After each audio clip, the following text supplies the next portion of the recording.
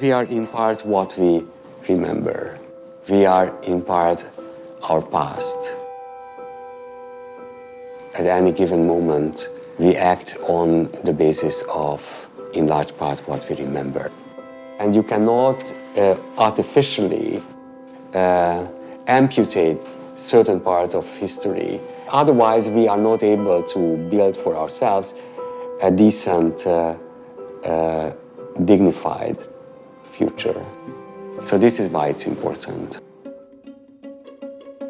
OSA stands for Open Society Archives. Originally, this was the collection of Radio Free Europe, Radio Liberty. And so we have an archive here which has materials in 32 languages, documents related to violations of human rights, mass graves, ethnic cleansing. We have the archive of the International Helsinki Federation, which was the predecessor of Human Rights Watch. The archive of Index on Censorship, which is the most important journal devoted to the issue of freedom of expression, freedom of the media. We have tens of thousands of films, Nazi propaganda films, the most horrific and anti-Semitic propaganda films from the 1930s. We have American anti-communist propaganda films from the 1950s, Soviet propaganda films from the 1920s, and so on.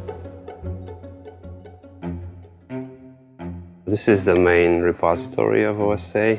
A few years back, we used to call it the grave of communism, but it is also the repository of human rights violations and war crimes.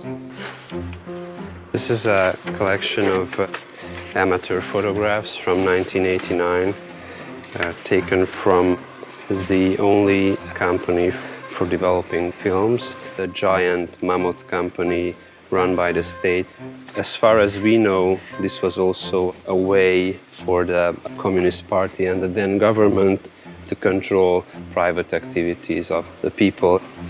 We have over 140,000 amateur photographs, an imprint of the Hungarian Society of 1989, the year of transition from communism to democracy. I feel a deep sadness when looking at these photos because of what the environment looked like, because of the way we celebrated our family events, because of the way we lived 20-something years ago, although perhaps at that time this was not so obvious.